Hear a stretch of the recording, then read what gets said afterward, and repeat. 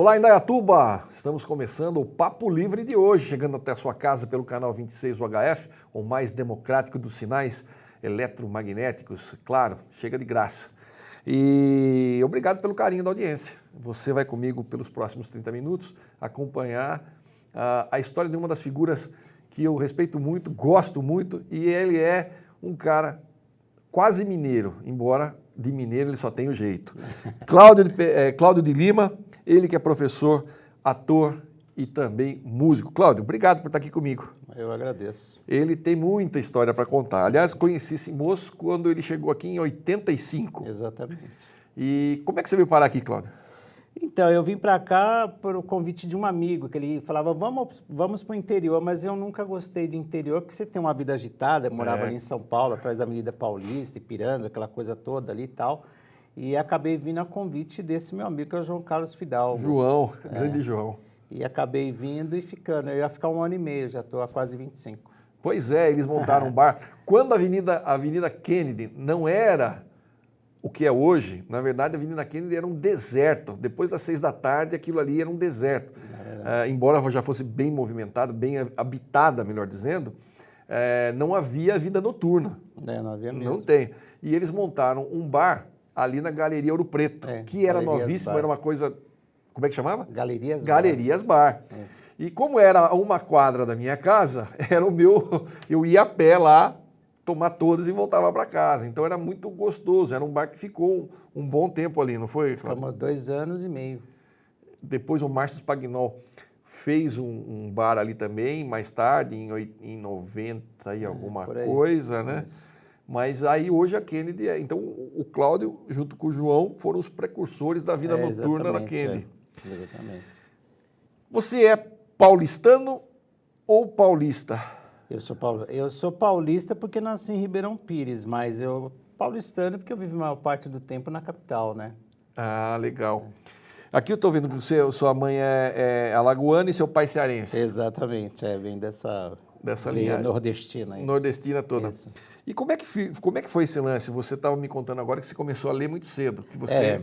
Eu comecei a ler cedo porque eu perdi minha mãe quando eu tinha 1 ano de idade e a gente tinha avó que cuidava, mas eram muitos filhos que minha avó tinha bastante tio, então acabava assim que a gente ficava meio sozinho, então eu comecei a olhar papéis e os lanches que eu comia era tudo embrulhado em jornal. E eu sofria bullying por causa disso, né? Porque todo mundo embrulhava num guardanapinho, num papel até de pão, de padaria, e eu embrulhava em jornal e através disso eu comecei a ler. Enquanto eu estava comendo lá o meu lanche, eu acabava lendo o jornal. E aí ficou isso muito conhecido em São Paulo por causa dessa história aí, né? Escuta, e como é que apareceu o teatro na sua vida? Então, o teatro foi assim, quando eu tinha uns 19 anos, eu trabalhava no Banco Mercantil de São Paulo. Só que era um serviço extremamente tenso, eu era uma pessoa extremamente tímida, aliás, até hoje eu sou, não parece, mas eu sou. E aí, o que acontece? Eu comecei a trabalhar nesse banco e era aquele volume, aquele ritmo de Avenida Paulista, que era da Avenida Paulista, mas eu era uma pessoa assim, extremamente tensa. Aí, quando eu estava com 19 anos, eu sofri uma convulsão. Eu tive 3 convulsões, né? Mas só que o pessoal tem, quando a pessoa tem uma convulsão, todo mundo quer segurar ela para ela não ter aquelas coisas meio Michael Jackson, né? Fica ali aquela vibe ali, né? Aí o que aconteceu? Eu acabei indo para a faculdade de São Judas Tadeu e antes disso tinha ido ao médico. Ele falou assim, por que você não faz teatro? Eu falei, mas teatro é pra gente que é ator, mas você precisa se expressar. Eu já tinha uma coisa meio de arte assim comigo, mas não acreditava muito. Aí, inclusive, quando ele foi prescrever o nome do remédio que ele passou para mim, ele pediu para que eu escrevesse T-E-E-A-T-R-O, teatro. E foi onde eu fui fazer e eu parei de ter essas coisas aí. Tomei um remédio, sim, claro, mas não fiquei tomando aquele remédio controlado. E eu não estou com remédio controlado até aqui hoje. Também, até hoje, né? E o teatro me ajudou muito para mim poder falar, olhar, talvez até numa câmera, olhar para moças bonitas, essa coisa toda, né? Porque você sabe que eu sou tímido. Aí o que acontece? Então o teatro entrou na minha vida através da Faculdade de São Judas Tadeu, lá na Moca, né? E foi lá onde que eu estudei e tive peças de teatro com o ator Marcos Winter, que foi casado com a Paloma Duarte. Paloma Duarte. Né? Isso. E aí você fez sempre teatro amador ou trabalhou profissionalmente? Não, não cheguei a me profissionalizar, não, porque eu tenho uma denominação entre o profissional e o amador. O profissional é aquele que profissionaliza, o amador é aquele que ama. E eu amo aquilo que eu faço. Então, eu falo que eu sou sempre amador. Entendi. Porque eu amo, coisa de amor, coisa que já está ali comigo, né? Entendi. Então, eu gosto disso daí. E como é que é essa história de Papai Noel?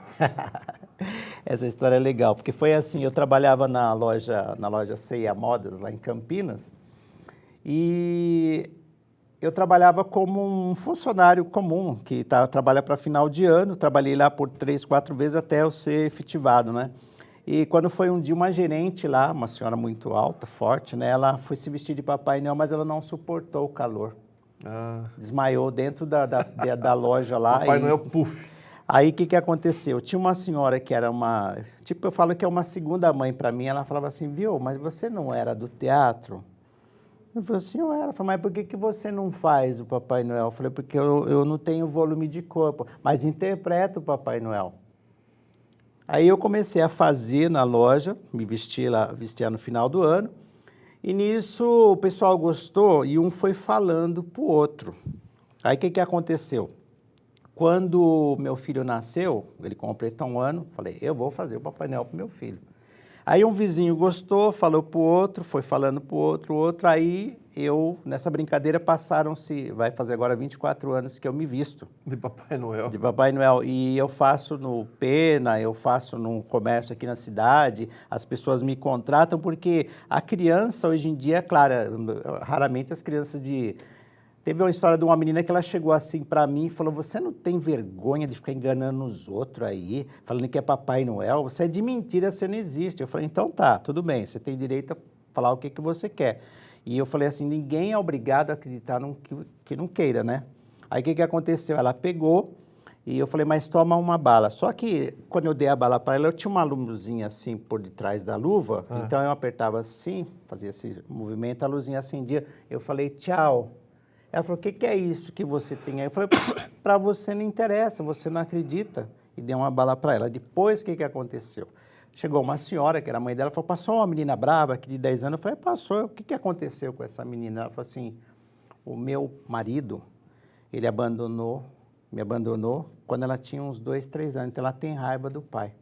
Mas ela mandou o recado para a mãe. Eu falei, esse Papai Noel é legal. Sabe por quê? Eu não sou o Papai Noel, que eu já dou a bala. Eu converso. Entendi. Porque, por exemplo, para mim, uma das coisas que eu costumo fazer quando eu conheço a criança, eu sempre pergunto a questão da família. Eu falo assim, eu conheço a sua avó. Como é que você conhece a sua avó, a minha avó? Eu falo assim, eu conheço a sua avó porque sua avó é mãe da sua mãe ou ela é mãe do seu pai.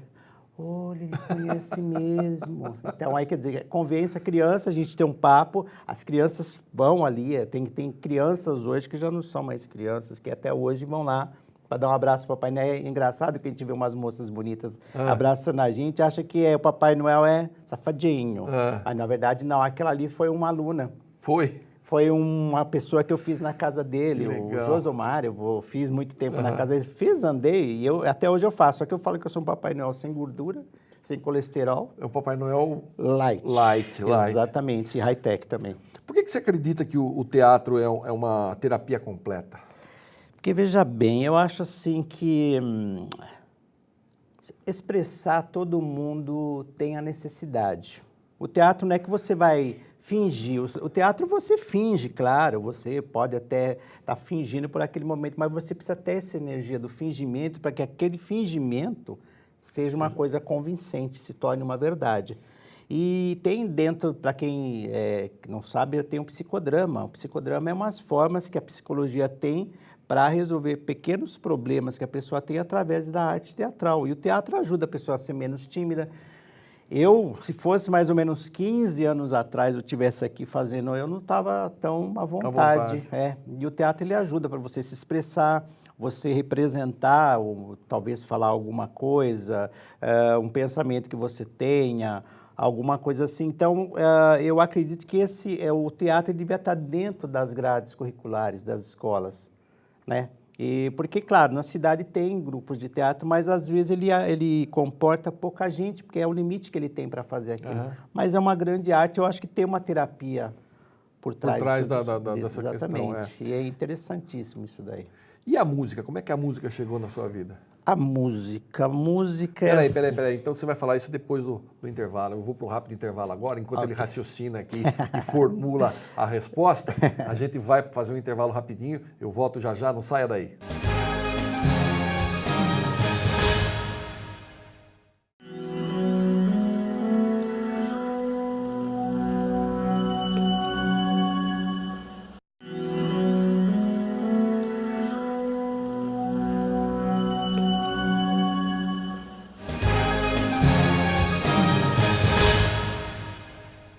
E aí, de volta com o nosso Papo Livre, obrigado pelo carinho de estar acompanhando a nossa programação, não só o Papo Livre, como os demais programas que nós temos aqui na nossa grade, que vai melhorar a partir de agora cada vez mais, né? Nós estamos com um jornal, enfim, fique ligadinho aí que as novidades vão acontecendo e você vai ficar cada vez mais próximo da gente com a nossa programação. Eu estou recebendo aqui o Cláudio de Lima, ele que é professor de línguas, né? Ele é professor de francês, espanhol e árabe. Nós vamos falar sobre isso também. E antes de ir para o intervalo, eu perguntava para ele como é que a música apareceu na vida dele e o que ele curte de música. E ele vai responder agora. Ok. Bom, eu sou filho de um cearense, dançarino, cantador, um homem extremamente musical. E ele trouxe uma influência, só que meu pai ele foi um homem assim que escutou muito o programa do Zé Béttio, essas coisas de Luiz Gonzaga, e ele gostava muito de dançar. E quando eu era criança, a gente ia dar uma volta no bairro lá de Ipiranga e ele passava em frente a umas lojas que eles tinham aqueles aparelhos de som, aquelas vitolas antigas, e ficava rolando o som. E eu, desde criança, eu já tinha um ritmo, eu já nasci com um ritmo. Eu sou mais um músico de ouvido do que de partitura. Do que partitura. Não sei ler partitura, nem sei se dá para ler partitura, mas dizem que dá. Para quem sabe árabe deve saber, né? Teria que aprender isso daí. E, na verdade, assim, a música entrou... Eu fui começar com música, na verdade, foi aqui em Indaiatuba mesmo. Eu conheci uma pessoa da qual eu fui casado, né? Com a Kênia de Angeli, né? E ela era uma violinista conceituadíssima aqui da cidade, né? E acabei conhecendo ela e foi quando eu entrei com música, executando a música, né? Mas eu jamais pensava fazer isso, porque como uma pessoa que não lê, mas eu tenho ouvido musical.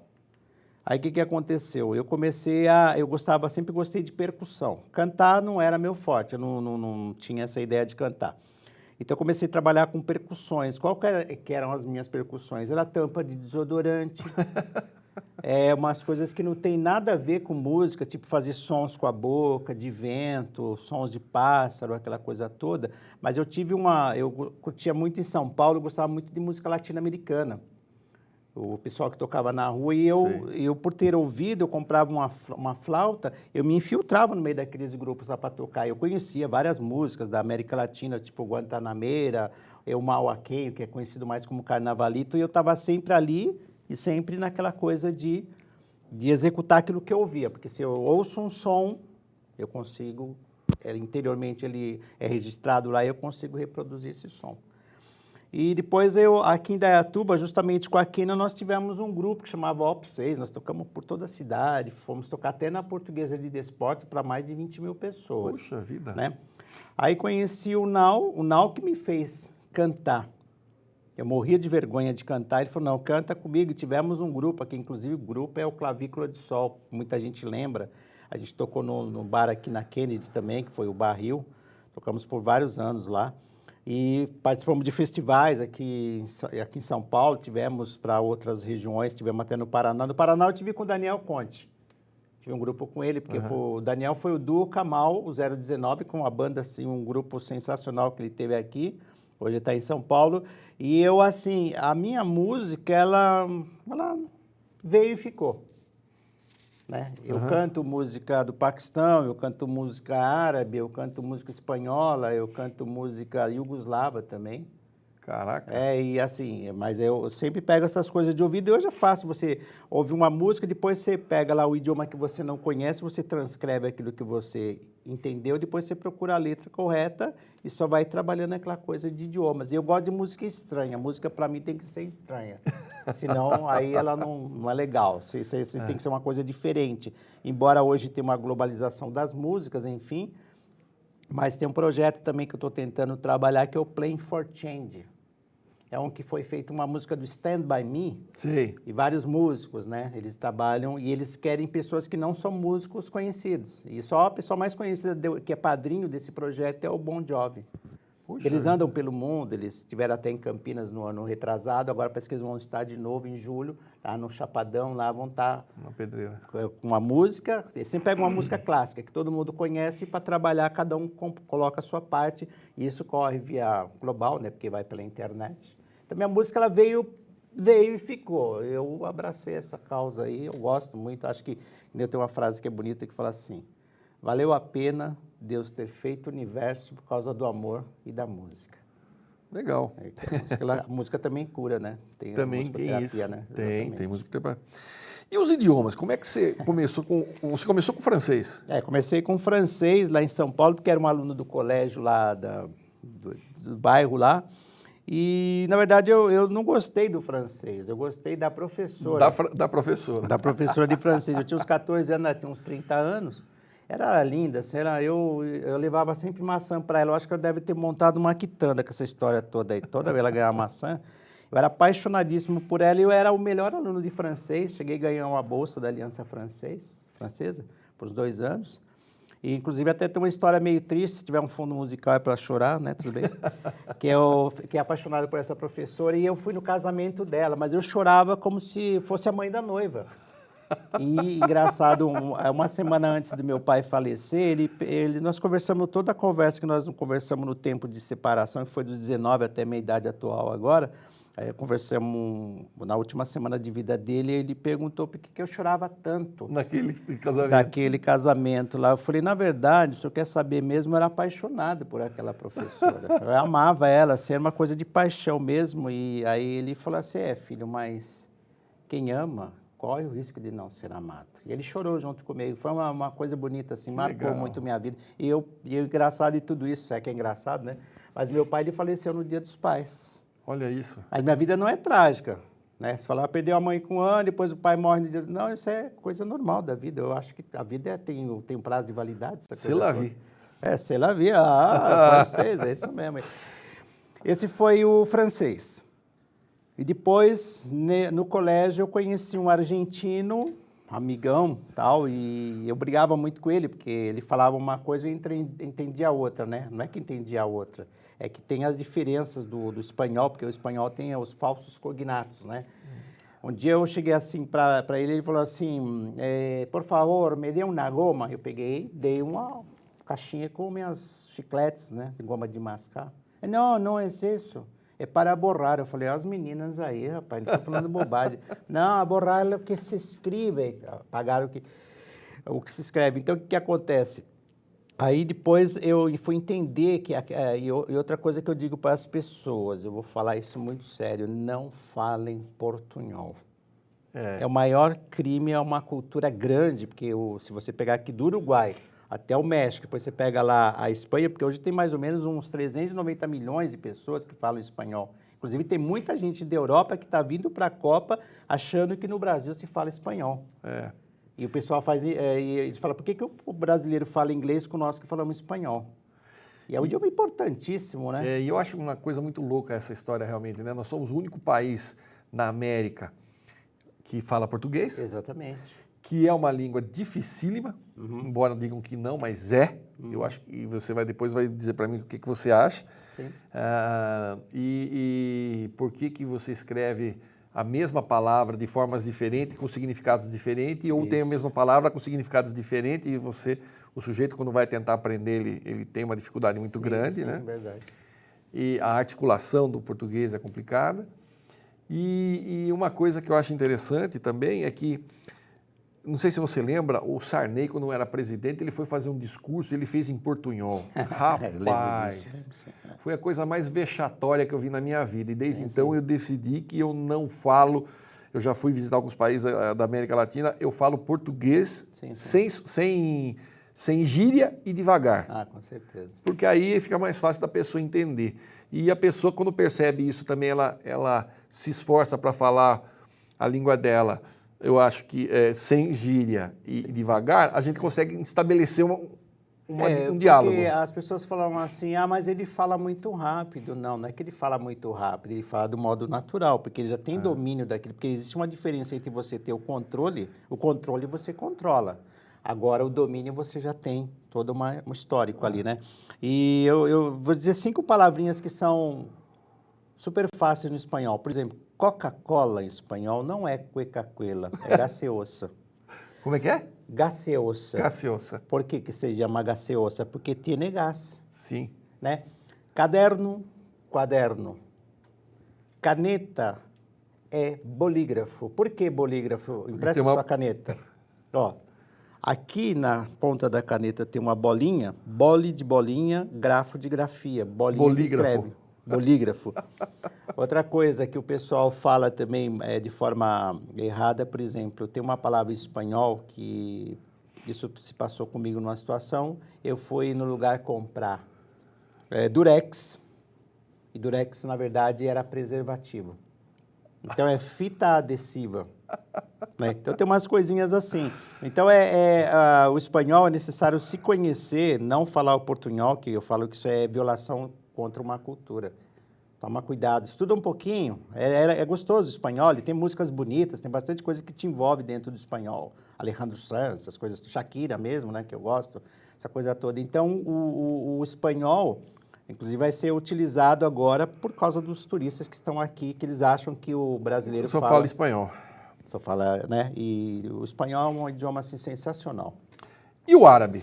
O árabe é assim, eu morava em São Paulo, eu tinha uns amigos lá, que era o Youssef, tinha o Ahmad, e a gente estava sempre brincando ali, né, junto, e eu aprendi algumas palavras, tipo ahlan, que é o oi, tasharraf, muito prazer, e eu jamais pensava em me envolver com o árabe. Aí eu tinha contato com músicas, essa série de coisas, assim, que adoro a música árabe, ela é fantástica, assim, ritmos de percussão, de voz, aquela coisa toda, que tem uma influência dentro do espanhol também, porque também foi colonizado. Foi colonizado, teve 700 anos na Espanha, né? Aí, o que aconteceu?